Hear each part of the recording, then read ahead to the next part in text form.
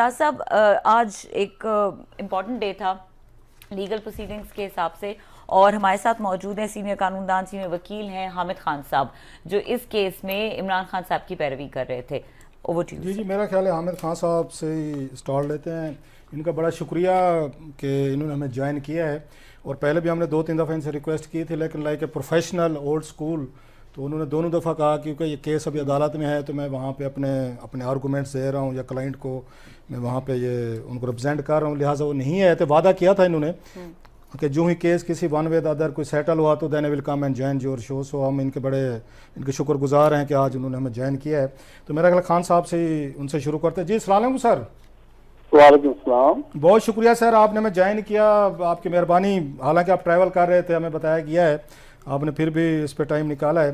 Sir, आज जो strategy थी, जो मैंने उस वक्त पहले भी बात की थी, हमने 2-3 दफ़ा मैंने और आमिर साहब ने, कि पहले दिन भी ये बात, ये माफ़ी मांगी जा सकती थी, ये बात वहीं पे ख़त्म की जा सकती थी, लेकिन ये शायद उसकी हर वकील की अपनी स्ट्रेटजी होती है कि नहीं, कि पहले दिन ज़रा बारगेनिंग चिप रखी जाए, थोड़ी सी कुछ स्पेस रखी जाए कि रेग्रेट से या कोई अल्फाज वापस लेने से लेके तो माफ़ी तक का सफ़र है। सर, ये आपकी स्ट्रेटजी थी या ये डेवलपिंग ये सिचुएशन ऐसी होगी अदालत का रवैया देख के कि पहले आपने माफ़ी नहीं मांगी, आपके क्लाइंट ने पहले दिन या पहली पेशी पे, आज वही माफ़ी मांग ली गई, तो पहले दिन क्यों नहीं मांगी गई सर? ये देखिए, ये पहले दिन भी ऐसी बात कर दी थी हमने, जो अपना जवाब दाखिल किया था, कहा था कि हम वापस रहने को तैयार हैं अगर खातून जज जो हैं उनको कोई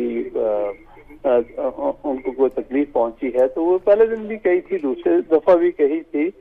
ये अदालत का अपना एक स्वाबदीदी तरीका होता है कि कभी वो ज्यादा रिसेप्टिव होती है, कभी कम। तो आज जो बात हम पहले भी यही बाय लाल हमने कहा था और आज भी वही कहा है, तो इसलिए कोई हमारी तरफ से कोई मुख्तलिफ स्ट्रेटजी नहीं है।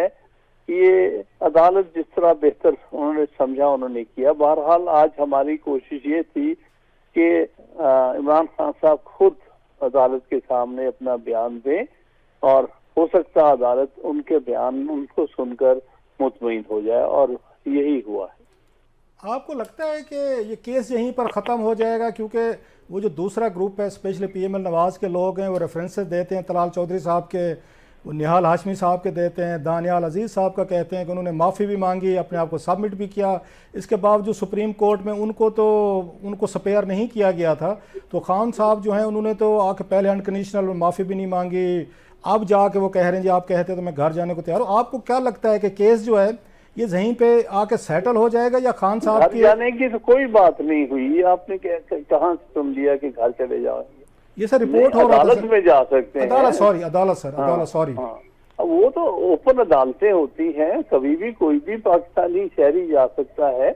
तो वो पहले दिन से हमने ये हमारी पोजीशन थी कि हमारा मकसद ये नहीं था, ना हमने उनको धमकी दी है, ना धमकी देने के कभी हम सोच भी सकते हैं। हम तो रूल ऑफ लॉ के हक के लिए हैं।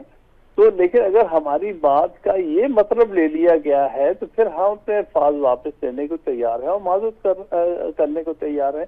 ये दिन पहले दिन भी हमारा यही मौक़िफ़ था, बल्कि पिछली दफा भी खान साहब ने इजाजत मांगी थी, उस दिन अदालत ने इजाजत नहीं दी उनको बयान देने की। आज पहली चीज मैंने उठ के यही अदालत से रिक्वेस्ट की कि पिछली दफा आप उस वक्त अदालत बर्खास्त कर रहे थे तकरीबन, तो उस वक्त जब कहा गया तो उस वक्त तो आपने आपके लिए मौका नहीं था। लेकिन आज मैं आपसे यही दरख्वास्त करता हूं कि सबसे पहले कोई और कार्रवाई करने से पहले आप इनको मौका दें कि अपना मौक़िफ़ बयान कर दें।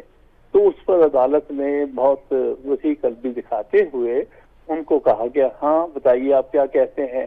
तो उन्होंने जो बयान दिया है वो आपके सामने है, वो आप ऑर्डर की कॉपी भी आपको मिल गई होगी। मेरे नजदीक ज्यादा तशरीह की जरूरत नहीं, जो बात उसमें ऑर्डर में लिखी हुई है वही बिल्कुल दुरुस्त है, जो बात कही थी वही अदालत में आ गई।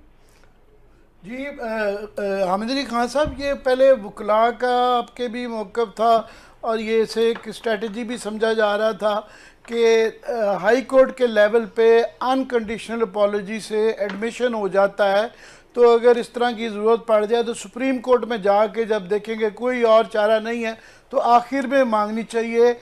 हाई कोर्ट के लेवल पे अनकंडीशनल अपॉलजी नहीं मांगनी चाहिए। कुछ वकला का ये मौक़िफ़ था। अभी जो है मेरी ये सुने, अभी थोड़ा सा मौखर हो गया है पर मामला कम्प्लीटली टला नहीं है। अभी भी जो मैं समझता हूँ इमरान खान साहब ने अनकंडीशनल अपॉलजी नहीं की है, उन्होंने वही इफ्स एंड बट्स वाला ही है, ज़रा डिफरेंट अंदाज से कह दिया कि अगर आप समझते हैं कि मैंने ट्रांसग्रेस किया है तो मैं उनसे जाके माफ़ी कर लेता हूँ, मेरा ये इरादा नहीं था। तो आपका ख्याल में कि अदालत के लिए ये अभी, क्योंकि उन्होंने हल्फनाम उनसे लेना है, हल्फिया बयान लेना है, तो उसके अंदर अगर ये नहीं लिखा होगा अनकंडीशनल अपॉलजी तो अदालत का मूड बदल सकता है। अब पहले से क्या लिखा हुआ क्या नहीं, जब वो लिखा जाएगा वो आपके सामने आ जाएगा। मैं इसलिए बारहा कोशिश करता हूँ कहने की कि जो मामला पेंडिंग है उस पर सवाल ना पूछे, जो गुजर गए उस पर बात कीजिएगा। मैं रिफ्रेज करता हूँ, मैं उसमें क्या लिखता हूँ और मेरे क्लाइंट की और मेरी आपस में किस हवाले से क्या बात होती है उस पर मैं कोई बात नहीं। फिर नाप दुरुस्त फरमाया आपने, मैं उसको रिफ्रेज करता हूँ। आप एज अ वकील क्या समझते हैं कि मामला ये वाला टाल चुका है या अभी ये मसला? बिल्कुल मैं समझता हूँ कि मामला तकरीबन मुकम्मल हो चुका है और जो आप फैसला देख लीजिएगा। उन्होंने कहा है कि हम बज़ाहिर इससे मुतमईन हैं इनके बयान से। अब इनको मौका देते हैं कि ये अपना एफिडेविट भी दाखिल करा दें और उसके बाद उन्होंने तारीख रखती है। तो मेरे नज़दीक से मामला काफ़ी हद तक ये जो है मुकम्मल हो चुका है। ये मशरूत एफिडेविट भी जो हम जमा कराएंगे उन्हीं लाइंस पर होगा जो कि अदालत के ऑर्डर में ऑलरेडी आ चुका। ये मशरूत है इमरान खान साहब का सबॉर्डिनेट अदालत में जाना, और क्या ये भी है कि उनका ये उन्होंने वॉलंटरली दिया है उनको मुतमईन, खातून जज को मुतमईन करने के लिए कि वो किसी थ्रेट में नहीं है, क्योंकि इस बात की वजाहत की है कि ना मैं ना मेरी पार्टी का कोई शख्स उनको किसी किस्म का भी नुकसान पहुंचाएगा।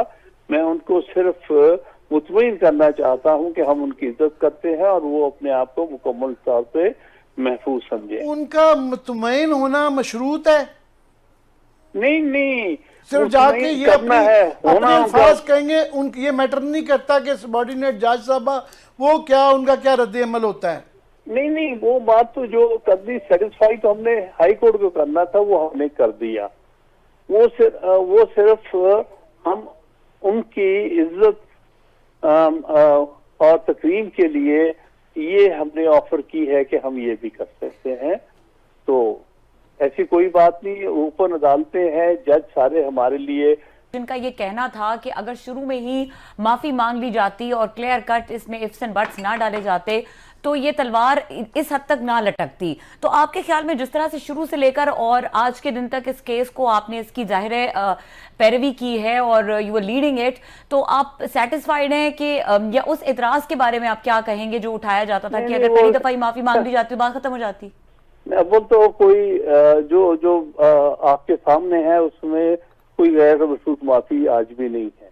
और दूसरी बात यह है कि हमने कोई स्टैंस में तब्दीली नहीं की। मुख्तलिफ लोग जो पार्टियों के अंदर और बाहर होते हैं उनके अपने अपने व्यू पॉइंट्स होते हैं, अपने अपने इंटरेस्ट होते हैं। वो क्रिटिसिज्म जो है वो अपने पर्टिकुलर एंगल से करते हैं। लिहाजा मुझे इस बात का जवाबदेह नहीं किसी के पास होना है कि ये होता तो बेहतर था, ये ना होता तो बेहतर नहीं था। जो मुनासिब तरीके से हम अपनी नुमाइंदगी कर सकते थे और अपने मुतमईन कर सकते थे अदालत को, हमने उस तरह से प्रोसीड किया है। और अच्छी बात यह है कि आज अदालत ने इत्मीनान का इजहार कर दिया है अपने ऑर्डर में। खान साहब, आप एक बहुत बड़ा नाम है पाकिस्तान की वकालत के हवाले से, बड़े अहम केसेस आपने जीते भी हैं, आपके क्रेडिट पे हैं। अब लोग ये सवाल कर रहे हैं, जो दूसरी साइड है, कि उसमें क्या फ़र्क है? तलाल चौधरी साहब हूँ, दानियाल अजीज़ साहब हूँ, निहाल हाशमी साहब, उनके केस में और इमरान खान साहब के केस में क्या डिफरेंस है आपको कि उन तीनों को माफ़ी नहीं मिली थी और आपने जैसे बताया भी आर्डर में लिखा है कि हाई कोर्ट जो है उन पर राज़ी हो गए, तो इनमें क्या डिफरेंस था? एक आम आदमी समझने की कोशिश करेगा कि उन तीनों को माफ़ी नहीं मिली थी, वो नाअहल हो गए थे, खान साहब की माफ़ी कबूल कर ली गई। Sir, what is the difference? देखिए, जमीन आसमान का फर्क है। आप अगर उनके फैक्ट्स देखेंगे तो बड़े मुख्तलिफ हैं, बल्कि जो हमने सप्लीमेंट्री रिप्लाई जमा कराया था, अगर आपको पढ़ने का मौका मिला हो तो मैंने उन दो केसेस का, जो तलाल चौधरी का और जो उनका अजीज साहब का केस था, उनसे बड़ा वाज़े तौर पर डिस्टिंक्शन ड्रॉ की है कि वो केसेस क्या थे और ये केस का जमीन आसमान का फर्क है उन दोनों केसेस में। इसमें तो कोई ऐसी बात ही नहीं है जिससे किसी को बुरा भला कहा गया हो। ये उस केस में वहां तो तरह तरह के गलत किस्म के अल्फाज सवाल किए थे जजेस के बारे में। वहां यहाँ तक कहा गया था कि ये जो है रहमत बाबा नहीं, ये रहमत बाबा है, क्या कुछ है। अगर आप पढ़े तो सही, वो तो डायरेक्ट अटैक है और वो तो एक पॉलिसी ऑफ दी पार्टी है जिसके तहत वो सारी बातें कही गई थी। बहुत जमीन आसमान का फर्क है इन तीनों केसेस का आज के इस केस के साथ। अच्छा सर, क्योंकि खान साहब को पहले भी वार्निंग सुप्रीम कोर्ट से मिल चुकी थी, आपको याद होगा, पहले भी इनको समन किया गया था, नोटिस हुए थे खान साहब को, तो वो भी तो एक मतलब ट्रैक रिकॉर्ड तो है खान साहब का, अदालतों के हवाले से उनकी अपनी एक ओपिनियन है, उसमें एग्रेशन है, एग्रेसिव टोन जो है वो खान साहब तो पहले भी उनको याद दहानी या यकीन दहानी करा चुके थे अदालत को कि मैं नहीं करूँगा, फिर भी हुई, उनको फिर भी मेरा ख्याल दूसरी दफ़ा उनकी बात मानी गई। मेरी बात सुनिए ना, वो पहले वाली जो था उसमें मैं ही वकील था इनका, 2013 की बात है, जब वो शर्मनाक वाली बात आई थी, उस पर अदालत ने पूरी तरह मुतमईन हुई थी और वो जजमेंट पढ़ने वाली जजमेंट है। मैंने इसमें रिलाई किया इस केस में, तो उसमें उन्होंने पहले भी इनके कॉन्डक्ट के बारे में तारीफ की थी सुप्रीम कोर्ट में और ये कहा था कि हम इनके किसी भी कॉन्डक्ट से, जिस तरह ये अदालत में पेश हुए हैं, जिस तरह इनका केस कंडक्ट हुआ है, उससे कहीं भी ये नजर नहीं आता कि ये अदालत की तौहीन करने की इनका इरादा था या इन्होंने अदालत की तौहीन की। तो मेरे नजदीक दोनों केसेस में कोई ऐसी बात नहीं है जिससे कि जाहिर होता हो कि उनका मकसद किसी अदालत की तौहीन करना है, ना 2013 वाले केस में ना आज के केस। खान साहब, एक बड़ी इंटरेस्टिंग चीज़ है, मुझे ये कम्प्लीमेंट पेश करने थे आपको कि जब भी खान साहब ट्रबल में आए हैं, स्पेशली जब पावर से बाहर हूँ, तो आपने इनको रेस्क्यू किया है। 2013 का केस भी बता रहे हैं, आप भी बता रहे हैं, 3.5 साल वजीर आजम रहे, हमने आपको कहीं करीब नहीं देखा, कोई अटॉर्नी जनरल नहीं है, कोई लॉ मिनिस्टर की पोजीशन नहीं है, कभी कंसल्टेशन के लिए नहीं बुलाया गया, बल्कि उनकी टीम के बहुत सारे लोग बड़े सख्त जबान इस्तेमाल करते हैं। तो ये क्या वजह है कि आपके पास ऐसा कौन सा गुर है कि जाके अदालतों से आप इनको तो माफ़ी तलाफ़ी ले देते हैं? दानियाल तलाल के वकील नालायक थे, मतलब माजरत के साथ मैं ये कह रहा हूँ, या उनके दलाइल में कमी थी, या उनके क्लाइंट इतने ज़्यादा वो थे, अग्रेसिव थे कि माफ़ी नहीं दे सका? आपके पास कौन सी ऐसी गीदड़ सिंगी है सर कि आप खान साहब को बेल आउट कर लेते हैं हर दफ़ा और खान साहब पावर में आके आपको दूर रखते हैं, खुद से करीब नहीं आने देते? देखिए, बात सुनिए, उन्होंने को दूर नहीं रखा। मैं भी कोई इतने ना इक़्तिदार का शौकीन हूँ, ना ही मैं को औहदा कभी मैंने जिंदगी में किसी औहदे की ख्वाहिश की है। तो वो बात नहीं थी कि मैं कोई ऑफिस लेना चाहता था। ऑफिस मेरा कभी भी परसूट नहीं रहा सारी उम्र।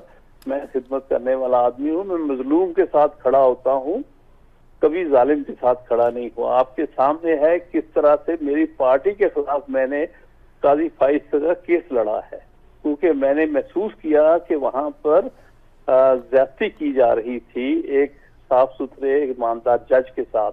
तो मैंने उसमें हुकूमत का नहीं बल्कि जज साहब का साथ दिया था। तो और आज भी मैं शौकत सिद्दीकी की वकालत कर रहा हूँ। ना उनका मेरी पार्टी से कोई ताल्लुक है, ना कोई और कोई जाती ताल्लुक है, लेकिन चूंकि मैं समझता हूँ कि उनके साथ बहुत बड़ी कानूनी और आईनी तौर पर ज्यादती हुई है, मैं उनका केस लड़ रहा हूँ। तो मैं किसी ओहदे के पीछे नहीं कभी भी गया। तो जहां तक इमरान खान साहब के इन केसेस का, और भी कुछ केसेस किए हैं, मेरी कोशिश ये रही है कि इनको सियासत से बाहर ना होने दिया जाए। उनके बारहा कोशिश हुई है, 2007 में इलेक्शन कमीशन में पूरी कोशिश की थी एमक्यूएम ने इनको डिस्क्वालीफाई कराने की। उस वक्त भी मैंने इनको डिफेंड किया था और वो एमक्यूएम की पिटीशंस डिसमिस करवाई थी। इसी तरह 2013 में और इसी तरह अब मैं समझता हूँ ये एक अच्छे बड़े पॉलिटिकल लीडर हैं, इनको सियासत में रहना चाहिए। और ये खान साहब आप बड़ी खूबसूरत बात कह रहे हैं, बिल्कुल। वो कहते हैं मुनीर नियाजी साहब की जो नज़म याद आ जाती है पंजाबी की, वो कहते हैं ना कोई शहर के लोग भी जालम सन कोई सानू मरण का भी शौक सी। खान साहब भी तो बड़ी कोशिशें कर रहे हैं, आप बता रहे हैं 2007 से मुसलसल कोशिशें कर रहे हैं कि उनको सियासत से आउट कर दिया जाए और हर दफ़ा आप उनको बचा लेते हैं। तो कब तक खान साहब को आप बचाते रहेंगे? खुद भी तो शौक रखते हैं ना थोड़ा सा, जो वो मुनीर नियाजी साहब वाली उसमें जबान में कोई सानू मरण का शौक भी सी। बहरहाल बस ये हमें उम्मीद है कि आइंदा ज्यादा मोहतात होंगे और मोहतात। वो कहते हैं इस उम्र में खाक मुसलमान होंगे सर, वो भी तो है ना कि इस उम्र में मतलब 70 साल में मतलब क्या जाके सीखते। बारह लास्ट क्वेश्चन सर मेरी साइड से अगर आमिर साहब पूछना चाहें, फवाद चौधरी साहब के साथ साफ ज़ाहिर है we understand there is a bad blood आप और उनका है, वो चलता रहता है। लास्ट में हमारे शो में आए थे तो उन्होंने कहा था कि इमरान खान साहब ने बड़ी गलती की थी, उन्हें हामिद खान साहब को आपका कहा उन्हें वकील नहीं करना चाहिए था और बड़ी साफ ज़ाहिर उन्होंने तनकीद भी की। आप पर उनका क्या ऐसा, ये क्या वजह है आपकी और उनकी फवाद चौधरी साहब की? मैं बाज़ लोगों का नाम भी किसी शरीफाना महफिल में लेना पसंद नहीं करता, तो इसलिए उससे जबान गंदी हो जाती है उनका जिक्र करने से। तो मैं कोई माफ कीजिएगा, आपने जिक्र किया हुआ वहीं से मामला खराब हुआ है। तो बस इसको जाने ही दें, छोड़ें, इस काबिल नहीं है कि इस किस्म के किसी शख्स का कहीं पर भी जिक्र हो। मैं कम से कम अपनी जबान से ऐसे शख्स का कोई जिक्र नहीं करना चाहता जिसको मैं कभी वकील माना है, ना मैंने कोई उसको किसी तौर पर भी शरीफ आदमी माना। बहुत शुक्रिया आपका sir, thank you very much, आपने बड़ा टाइम दिया सर, हमें बहुत शुक्रिया आपका सर, थैंक यू।